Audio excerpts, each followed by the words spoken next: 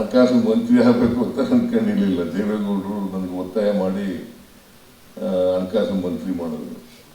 ಆಗ ಲಂಕೇಶ್ ಪತ್ರಿಕೆಯಲ್ಲಿ ಸಿದ್ದರಾಮಯ್ಯನಿಗೆ 100 ಕುರಿ ಲೆಕ್ಕ ಹಾಕಕ್ ಬರಲ್ಲ, 100 ಕುರಿ ಲೆಕ್ಕ ಹಾಕಕ್ ಬರಲ್ಲ, ಇವರು ಈ ರಾಜ್ಯದ ಹಣಕಾಸಿನ ಲೆಕ್ಕ ಹೆಂಗ ಹಾಕ್ತಾರೆ ಅಂತ ಹೇಳಿ ಬರೆದ್ಬಿಟ್ಟು, ನಾನು ಹಣಕಾಸು ಮಂತ್ರಿ ಆಗಬೇಕು ಅಂತ ಅನ್ಕೊಂಡಿರ್ಲಿಲ್ಲ. ದೇವೇಗೌಡರು ನನಗೆ ಒತ್ತಾಯ ಮಾಡಿ ಹಣಕಾಸು ಮಂತ್ರಿ ಮಾಡಿದ್ರು. ಸೊ ಇದನ್ನೇ ಚಾಲೆಂಜ್ ಆಗಿ ತಗೊಂಡೆ ನಾನು. ಈ ಲಂಕೇಶ್ ಪತ್ರಿಕೆಯಲ್ಲಿ ಇರ್ತಲ್ಲ, 100 ಕುರಿ ಲೆಕ್ಕ ಹಾಕಕ್ ಬರಲ್ಲ, ಬಹುಶಃ 100 ಕುರಿ ಲೆಕ್ಕ ಹಾಕಕ್ ಬರಲ್ಲ ಅಂತ ನಾನು ಕುರುಬುರ ಅನ್ನುವಂತ ಕಾರಣಕ್ಕೋಸ್ಕರ ಬರೆದಿರ್ಬೇಕು ಅಂತ ಅನ್ಕೊಂಡಿದ್ದೀನಿ. ನಾನು 100 ಕುರಿ ಲೆಕ್ಕ ಹಾಕಕ್ ಬರಲ್ಲ,